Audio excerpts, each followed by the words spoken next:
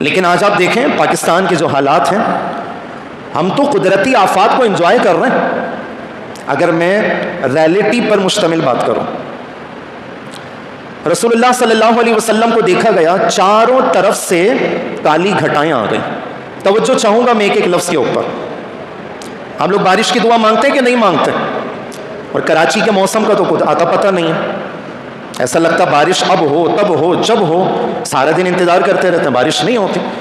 لیکن یہ بھی حقیقت ہے کہ کراچی والوں کے لیے بارش کسی زحمت سے کم نہیں ہے۔ اللہ کے رسول کا کیا طرز عمل تھا؟ اولاً بارش نہ ہو تو نماز استسقاء ادا فرماتے۔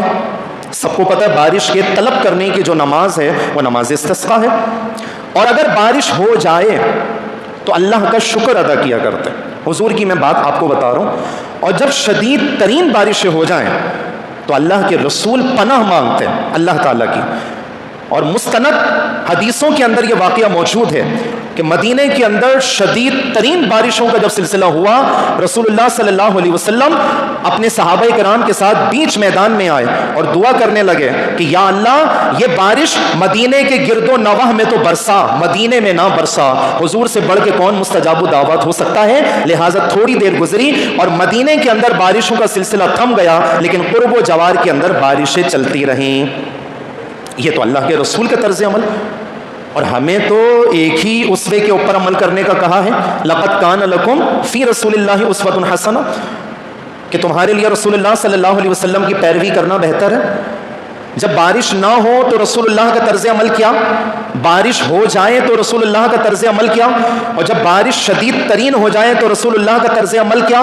تینوں صورتوں میں نے تفصیل کے ساتھ آپ کے سامنے روشنی ڈالی کہ نہیں، لیکن آج جب یہ اعلان کیا جائے اور یہ الرٹ جاری کی جائے کہ خبردار کوئی بھی سی سائٹ پر نہ جائے، کوئی بھی ساحل سمندر پہ نہ جائے، وہاں پہ دفعہ 144 لگی ہوئی ہے، پولیس والوں نے تو وہاں پر بیریئرز تک لگائے ہوئے کہ بھائی اس سے آگے نہ جاؤ۔ ہمارے نوجوان لڑکے خصوصاً جاتے ہیں بارش کو انجوائے کرنے، حالانکہ ایک بارش حضرت نوح علیہ السلام کی قوم پر بھی آئی تھی نا، تو پتہ یہ چلا کہ بارش کبھی کبھی رحمت بھی ہو سکتی ہے، کبھی کبھی زحمت بھی ہو سکتی ہے۔ بارش اگر نہ ہو نماز استسقاء ادا کریں، بارش ہو جائے نماز شکر ادا کریں، بارش اگر شدید ہو جائے تو اللہ کی پناہ مانگے، جو تینوں حدیثوں میں ہمیں ملا۔ ہمارے نوجوان لڑکے سی سائٹ پر جاتے ہیں، بارش کو انجوائے کرتے ہیں، اور بیچارے جب اللہ نہ کرے زندگی کی بازی سے ہار جاتے ہیں نا، تو پھر ماں باپ ان کی لاشیں اٹھا کے لے کر آتے ہیں، مسجدوں میں ان کے جنازے پڑے جاتے ہیں۔ میں ہمیشہ سے اپنی تقریر کے اندر ایک بات عرض کرتا ہوں، ہو سکے تو اسے زندگی بھر ذہن نشین کر لیں جو یہاں پر نوجوان لڑکے بیٹھے ہوئے ہیں۔ ایک بات کیا ہے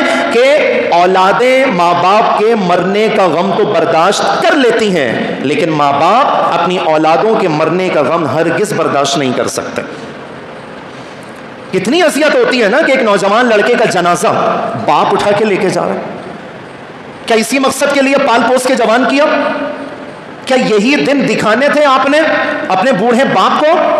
وہ باپ کہ جس نے اپنے ہاتھ کا سہارا دے کر کے تمہیں چلنا پھرنا سکھایا، زندگی کی بھاگ دوڑ میں آگے بڑھنا سکھایا، تمہیں زندگی کے امتحانات میں کامیاب ہونے کا طریقہ کار سکھایا، اور اس امید پہ یہ باپ اس دنیا میں زندگی کو جیتا رہا کہ یہ نوجوان لڑکا بڑا ہوگا، میرا سہارا بنے گا اور میرے کام آئے گا، میرے بڑھاپے میں میری مدد کرے گا، میرے بڑھاپے کا سہارا بنے گا۔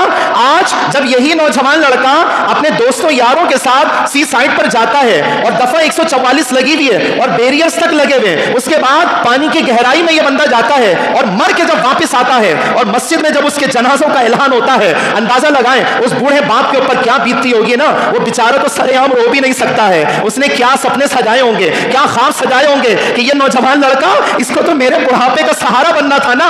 آج اللہ نے یہ دن دکھائے کہ میں اس کا جنازہ لے کر کے جا رہا ہوں، میں اس کی لاش اٹھا کر کے لے کے جا رہا ہوں۔ لہٰذا بارش زحمت بھی ہو سکتی ہے، رحمت بھی ہو سکتی ہے۔ بارش نہ ہو تو نماز استسقاء ادا کریں، بارش ہو جائے تو نماز شکر ادا کریں، اور جب بارش شدید ترین ہو جائے تو اللہ کی پناہ مانگیں۔